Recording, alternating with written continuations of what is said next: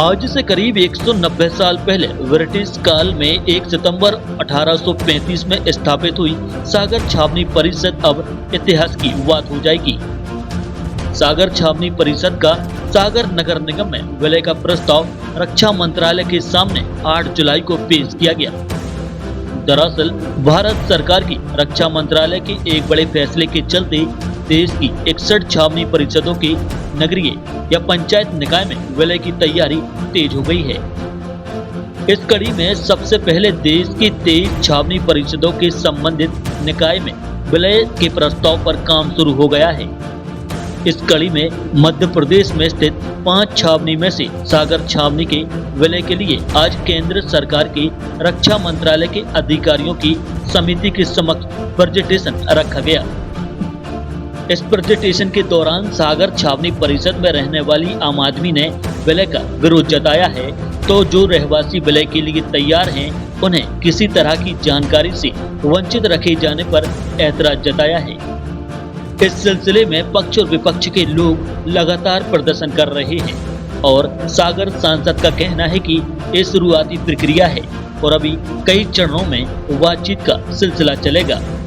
तो हम लोग जानने आए हैं कि B3 B4 लैंड का जो मर्जर में क्या प्रावधान आपने रखा है, टैक्स की व्यवस्था क्या होगी, क्या हम लोग सिविल एरिया में चिन्हित किए गए अथवा नहीं।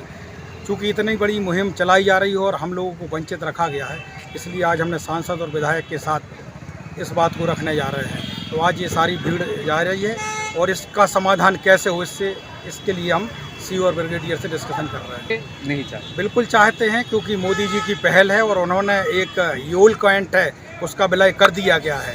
अब बाकी कैंटों की व्यवस्था भी यही की जा रही है और एक मुहिम बहुत तेज़ है, कुछ ज़्यादा समय नहीं लगने वाला है। कैंटोनमेंट एरिया में जो बस्ती हैं, जो सिविलियंस वहाँ रहते हैं, उनको मूलभूत सुविधाएं भी नहीं मिल पाती हैं। शासन की जो लोक कल्याणकारी योजनाएं हैं, उन योजनाओं का लाभ उन तक नहीं पहुंच पाता है। तो ये तो उनके साथ अन्याय है। तो अगर हम उन्हें न्याय दिलाने की दिशा में कुछ आगे बढ़ना चाहते हैं तो उसमें किसी का क्यों विरोध होना चाहिए। और मैं ज़रूर आपके माध्यम से कपिल जी कहना चाहता हूँ कि शहर से अब कैंटोनमेंट एरिया जो है आज से ब्रिटिश टाइम पे ये इस्टेब्लिश हुए थे।